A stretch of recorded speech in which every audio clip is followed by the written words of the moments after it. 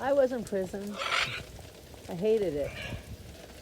I was at the Federal Metropolitan Detention Center in downtown Los Angeles.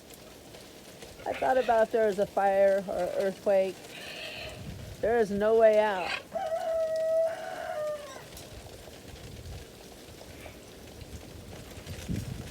We humans decide what level of suffering every other species endures.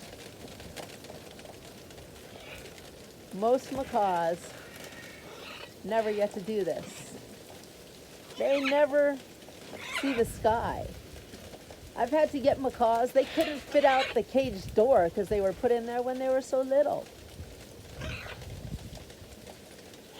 And it seems stupid and insignificant to most people because they have to worry about their college, their kids, their weight, getting laid, their mortgages, their haircut, if their husband's cheating, whatever. And they think that it's not important, that these must sit for 80 years locked in these cages with nothing. It's awful.